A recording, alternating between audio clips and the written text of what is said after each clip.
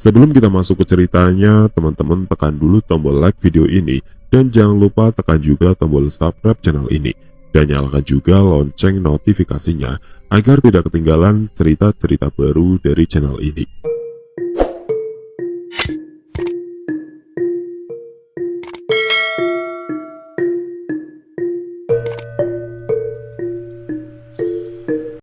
Jenny yang tak berkutik dan panik hanya bisa pasrah ketika kabut akhirnya menggulung rapat tubuhnya, hingga pandangannya tertutup sepenuhnya.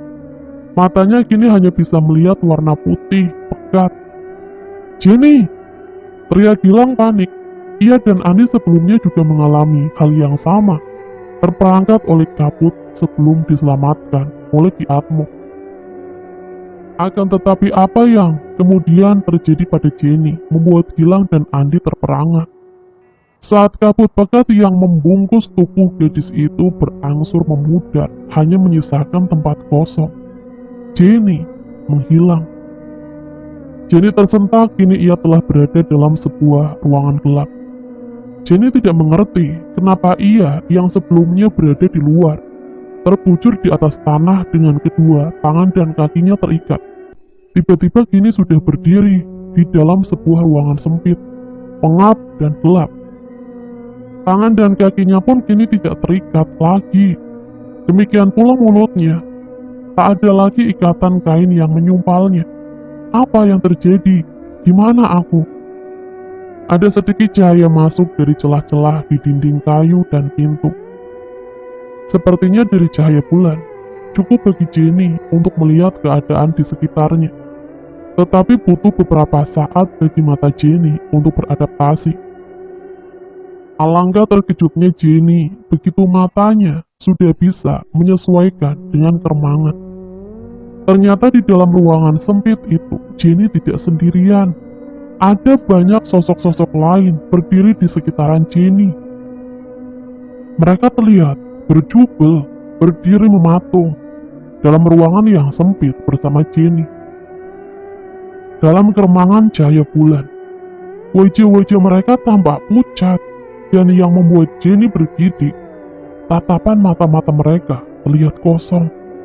Tidak nampak cahaya kehidupan di sana. Seketika jantung Jenny berdegup cepat, nafasnya tiba-tiba terasa sesak. Jenny panik, ingin rasanya menjerit, tetapi ia terlalu takut untuk bersuara. "Ya Allah, apa yang terjadi denganku? Apakah aku sudah mati?" Jenny memejamkan mata kuat-kuat. Mulutnya membisikkan doa-doa, berharap apa yang dilihatnya itu hanya halusinasi. Tetapi ketika Jenny kembali membuka matanya, bukan hanya sosok-sosok mereka masih berada di tempat semula. Akan tetapi kini posisi mereka semua menghadap ke arah Jenny berdiri. Tubuh Jenny bergetar hebat.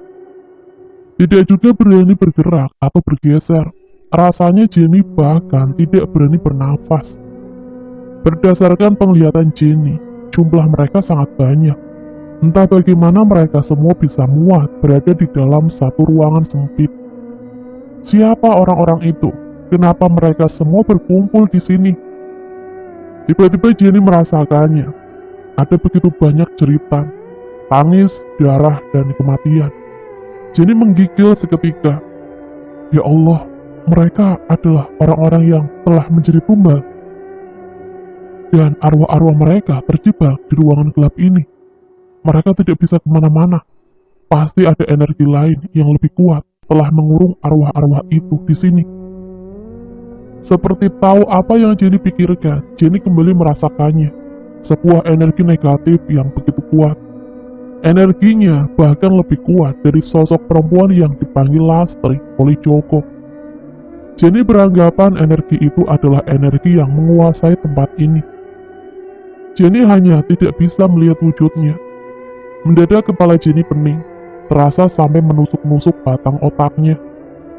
Dan penggalan peristiwa itu muncul lagi di depan matanya.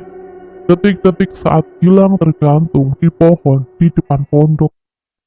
Jenny ingin menjerit, tetapi buru-buru ia menutup rapat mulutnya dengan kedua tangannya. Tidak boleh sampai sosok arwah-arwah di dalam ruangan itu tahu Jenny ada di antara mereka. Jenny kembali hanya bisa memejamkan mata, berusaha tidak melihat Gilang yang sekarat. Meski gambaran itu sebenarnya hanyalah penglihatan di alam bawah sadarnya. Pada saat ia memejamkan mata, itulah tiba-tiba terdengar seseorang memanggil namanya. Jenny. Jenny terkejut seketika ia membuka matanya. Dan apa yang kemudian tampak di depan matanya membuat Jenny semakin terkejut. Ica! Ica terlihat sama bingungnya dengan Jenny. Mereka saling bertatapan. Di samping Ica berdiri dua orang cowok. Salah satunya Jenny pernah melihatnya di pendakian. Namanya Anto. Berarti cowok yang satunya lagi pastilah Eki. Mereka bertiga ternyata berkumpul di sini. Bagaimana kamu bisa berada di sini, Jen? Ica kembali bertanya. Jenny masih belum hilang rasa kagetnya. Beberapa detik yang lalu, Jenny yakin masih berada di tengah-tengah puluhan arwah yang berjubel di ruangan sempit dan gelap. Tetapi kini, semuanya berubah. Sosok-sosok tadi tidak terlihat lagi, dan suasana ruangan juga lebih terang oleh cahaya dari lampu templok yang tergantung di salah satu dinding kayu. Sekarang Jenny bisa melihat dengan jelas bahwa ia ternyata berada di dalam sebuah ruangan segi empat, berdinding kayu berlantai tanah. Terdapat sebuah dipan kayu di salah satu sudut ruang dan sebuah meja. Jenny tercekat, sepertinya Jenny bisa menduga di mana ia berada saat ini. Dari suasana ruang, Jenny menduga bahwa saat ini ia berada di dalam pondok. Bagaimana aku tiba-tiba bisa berada di dalam pondok? Jenny kembali terkejut. Kali ini Ica sudah berada di sampingnya sambil memegang lengannya. Pada saat itulah tiba-tiba sebuah kilasan peristiwa terpampang di depan mata Jenny. Bukan peristiwa yang akan terjadi, kali ini kejadian yang telah berlalu. Sebuah peristiwa tragis yang telah menimpa Ica. Jenny menggigil, tak terasa air matanya jatuh mengalir mengetahui apa yang telah menimpa Ica. Gadis itu telah tewas diterkam oleh sosok binatang hitam besar bermata semerah darah.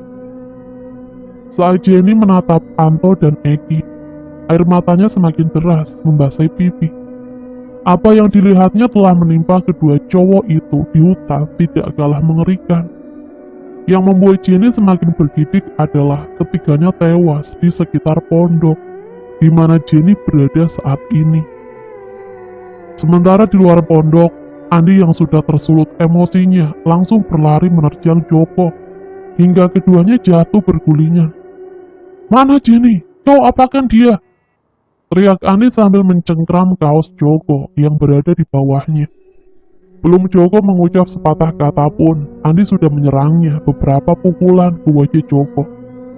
Joko berusaha menangkis, sampai akhirnya Joko berhasil melukai lengan Andi dengan parangnya. Andi berguling menjauh, lengan kirinya yang berdarah terasa pedih.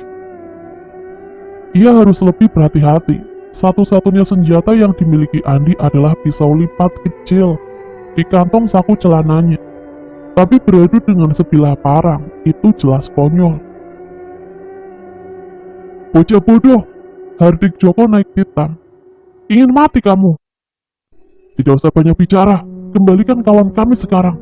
Kembalikan Jenny. Di sisi lain, Gilang hanya bisa berdiri mematung.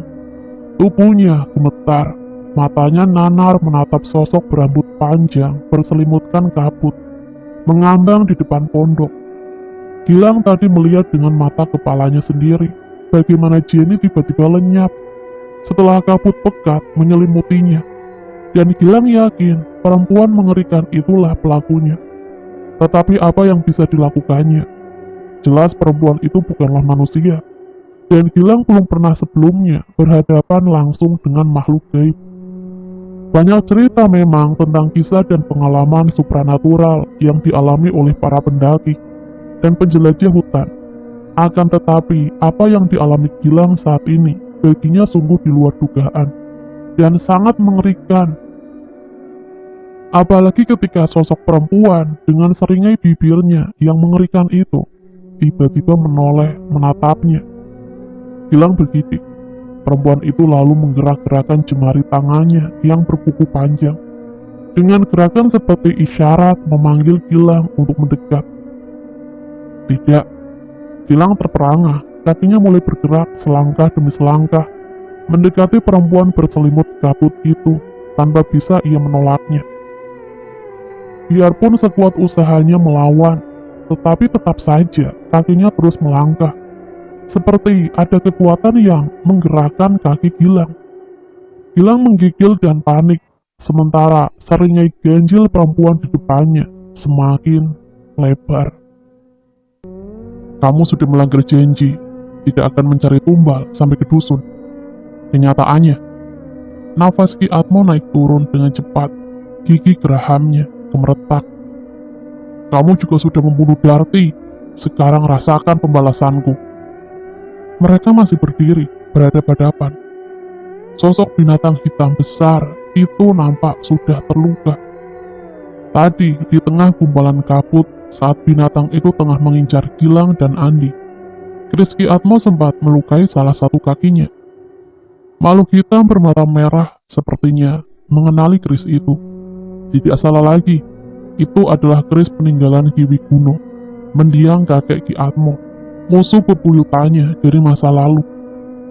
Kesaktian Ki Wiguno dan keris itulah yang dahulu telah menaklukkannya, jauh sebelum rohnya terperangkap dalam raga binatang besar buas ini. Sebelumnya selama ini, ia selalu berusaha menjaga jarak dari Ki Wiguno dan anak keturunannya. Selain karena telah terikat perjanjian, ia juga bisa celaka. Meski saat ini ia telah berada di alam siluman, keris itu bahkan masih bisa membunuhnya. Karena itu pula, beberapa saat yang lalu, ia terpaksa melepaskan dan meninggalkan Darti, yang telah sekarat karena posisi perempuan Parubaya itu sudah terlalu dekat dengan rumah Ki Atmo. Tetapi malam ini, ia terpaksa melanggar janjinya. Ia harus mendapati cucu mendiang Ki Wiguno, apapun resikonya. Di sisi lain, roh Ki Suro yang telah berubah wujud menjadi siluman anjing hitam masih memendam dendam masa lalunya. Dan saat ini ia berpikir bahwa ini kesempatan baginya untuk melampiaskannya. Angin tiba-tiba berhembus gemuruh, menerbangkan ranting dan daun-daun kering. Nampaknya Ki Atmo sudah mulai melancarkan serangan gaibnya. Beberapa saat kemudian pertarungan antara Ki Atmo dengan siluman anjing hitam besar itu tak terelakkan. Kamu kenapa, Jen? Tanya Ica melihat Jenny menangis. Bagaimana kamu bisa berada di sini? Ica, Anto, dan Eki masih belum hilang terkejutnya. Bagaimana Jenny bisa tiba-tiba muncul di dalam pondok? Mereka tahu banyak keanehan dan keganjilan yang terjadi selama mereka berada di hutan dan di sekitaran pondok. Tetapi kemunculan Jenny yang tiba-tiba di dalam pondok jauh lebih mengagetkan mereka. Sebaliknya, Jenny mulai bisa menarik benang merahnya. Mulai dari Wendy yang pada awalnya mengatakan Ica, Anto, dan Eki sudah mati, tiba-tiba berubah dan bilang ke Gilang bahwa Ica masih berada di hutan. Lalu orang-orang dusun Talaji yang melarang mereka memasuki hutan, dan Joko yang juga mengatakan bahwa itu adalah hutan larangan. Terakhir, sosok nenek misterius di tengah hutan yang mengatakan bahwa yang Jenny cari sudah tidak ada lagi, dan menyuruhnya segera pulang. Mereka semua ternyata sudah mati, dan arwah mereka terjebak di pondok, yang membuat Jenny sedih. Ica, Anto, dan Eki bahkan tidak menyadari kalau mereka sebenarnya sudah mati. Beberapa kali Jenny menghela nafas panjang untuk mengisi paru-parunya yang terasa kosong. Gilang mencarimu, Cak. Ica kaget mendengar Gilang mencarinya. Gilang, di sini. Jenny mengangguk. Gilang mengajakku ke sini untuk mencarimu, mencari kalian. Lalu di mana dia sekarang? Di mana Gilang? Mata Ica terlihat berbinar Tetapi kekhawatiran terpancar juga di wajahnya. Jenny kembali menghela nafas dalam. Kali ini nafasnya terasa sesak. Terakhir kulihat, dia dan Andi ada di luar pondok. Mendengar Gilang berada di luar pondok, Ica bergegas menuju ke pintu. Hati-hati, Ca. Eki mengingatkan. Terakhir anjing hitam besar itu masih mengancam di luar pondok. Ica mengintip dari celah pintu. Anjing itu masih di sana. Sorot mata merahnya yang buas tidak pernah berpindah dari pondok. Tetapi Ica tidak melihat Gilang dan Andi. Bahkan tidak ada suara apapun terdengar. Suaranya di luar masih tetap sama. Sunyi, mencekam di antara gelap berselimutan kabut. Mana Gilang, Jen? Aku tidak melihatnya. Ica nampak gelisah. Jenny sudah menduganya. Saat ini mereka berada di alam dan dimensi yang berbeda. Jadi mustahil bisa bertemu. Kecuali mungkin bagi orang yang memiliki kemampuan indigo seperti Jenny. Di mana mereka, Jen? Desak Ica. Jenny jadi serba salah. Jenny tidak tega harus mengatakan yang sesungguhnya.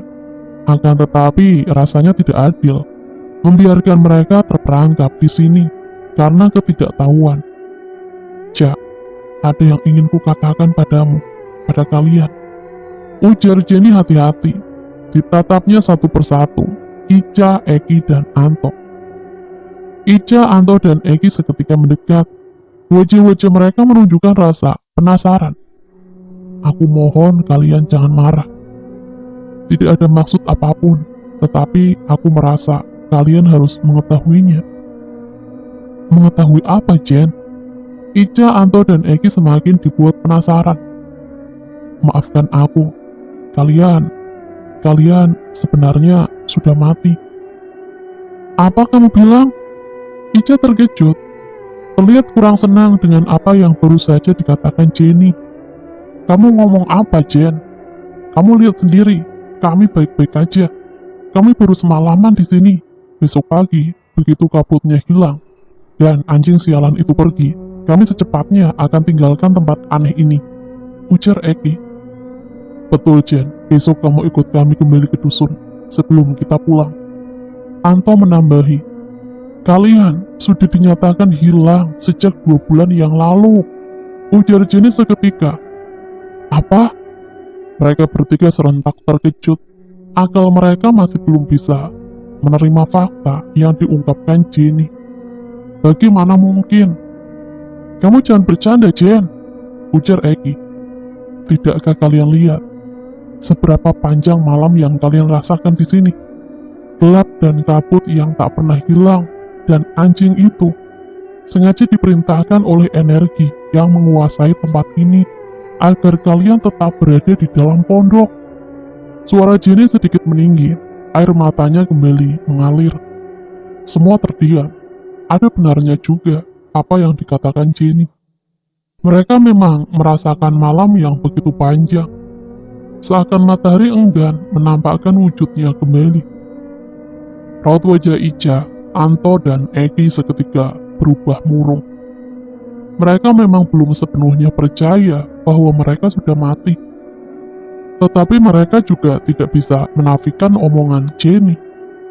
Lagi pula, baru saja aku melihat sendiri bagaimana kalian menemui ajal. Apa? Eki dan Anto terperanjat. Jenny seorang indigo, ujar Ica seketika. Ica sudah cukup lama mengenal Jenny. Lalu bagaimana dengan kamu? Apakah kamu juga? Eki tidak meneruskan kata-katanya, tetapi Jenny tahu arah pertanyaannya. Entahlah, aku tidak tahu. Mungkin juga aku sudah mati. Suasana kembali hening. Kalau kita memang benar sudah mati, untuk apa kita masih berada di sini? Tiba-tiba Eki bangkit, hendak beranjak ke pintu. Ayo, kita keluar dari sini. Jangan, cegah Jenny. Anjing hitam itu bukan anjing biasa. Itu anjing siluman. Percayalah, dia bisa melukai kalian. Kalian akan lebih menderita jika sampai tertangkap olehnya. Eki mengurungkan niatnya. Kontai ia duduk kembali di atas dipan. Lalu apa yang bisa kita lakukan? Jenny terdiam. Ia sendiri tidak tahu apa yang bisa diperbuatnya. Gilang, tiba-tiba Ica berseru. Kalau seperti katamu, Gilang dan Andi berada di sini. Mereka mungkin bisa menolong kita keluar dari sini.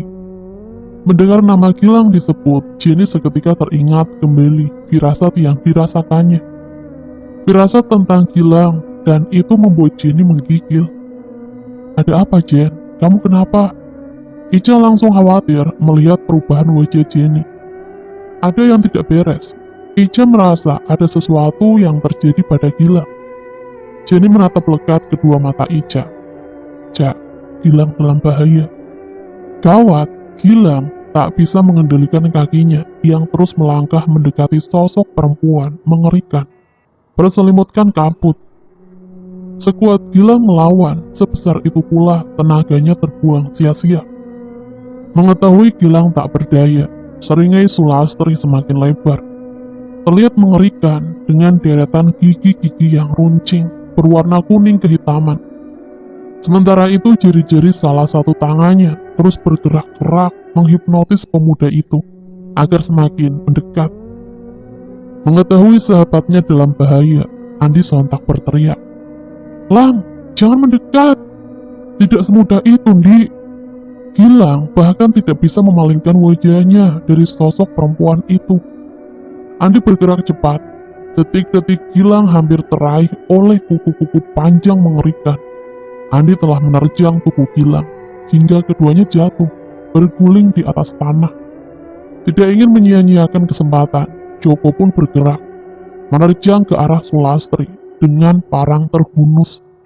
Parang membelah kabut yang menutupi tubuh Sulastri, seperti hanya mengenai tempat kosong.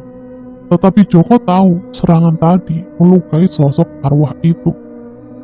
Sulastri melengking tinggi, menggema di tengah kegelapan hutan. Andi dan Gilang sampai bergidik mendengarnya. Teman kalian ada di dalam pondok. Cepat keluarkan dia, sebelum kubakar pondok terkutuk itu. Perintah Joko tiba-tiba. Benarkah? Tidak ada waktu untuk berpikir. Andi tergopoh-gopoh, bergegas menuju ke pondok. Belum juga mencapai pintu, tiba-tiba muncul gumpalan kabut menghadang di depan Andi. Ada sesuatu yang kemudian mendorongnya kuat dari balik kabut saat Andi baru saja hendak menerobosnya.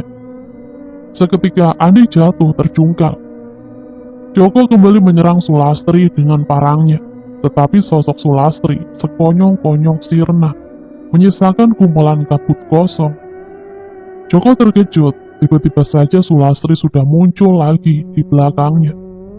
Sikap Joko kembali menerjang dengan parang terhunus. Tetapi lagi-lagi Sulastri lenyap di balik gumpalan kabut. Kurang ajar. Joko geram, mengetahui parangnya kembali hanya mengenai tempat kosong. Sambil mengawasi sekeliling, Joko bersiap dengan parang di tangannya. Nafasnya naik turun dengan cepat. Kabut tebal menyelimuti hampir di setiap tempat. Itu artinya Sulastri bisa muncul secara tiba-tiba dimanapun. Suasana seketika mencekam. Tidak ingin hanya menunggu, Gilang bergerak, terseok berjalan ke arah pintu pondok. Di saat yang bersamaan, Andi pun bangkit dan beranjak kembali menuju ke pondok. Tanpa disadari, gumpalan kabut tiba-tiba muncul, bergerak merambat mengikuti di belakang Gilang. Semakin lama gumpalan itu semakin tinggi. Cahaya dari sebuah obor yang tersisa tidak cukup menerangi bahaya yang semakin mendekati Gilang. Bahkan ketika kemudian dari gumpalan kabut itu muncul sosok tangan pucat menjulur ke arah Gilang. Beruntung Joko menyadarinya. Secepat kilat Joko menerjang dan menebaskan parangnya. Sekali lagi, tangan pucat itu putus terkena sabetan parang. Tetapi kali ini apa yang terjadi di depan matanya membuat laki-laki itu terkesiap. Bukan Sulastri yang ia lihat di balik kabut, tetapi Minah. Kang, kenapa kau sakiti aku? Kenapa, Kang? Kenapa? Minah merintih sambil memperlihatkan tangannya yang buntung. Joko bimbang, tertegun beberapa saat. Apakah benar ia telah melukai Minah? Teman-teman, sekian untuk cerita kali ini. Bagaimana menurut kalian tentang kisah ini? Tulis komentar kalian di kolom komentar. Dan bagi teman-teman yang baru bergabung, jangan lupa untuk like, komen, share, serta subscribe channel ini. Dan nantikan kisah-kisah horor lainnya. Wassalamualaikum warahmatullahi wabarakatuh.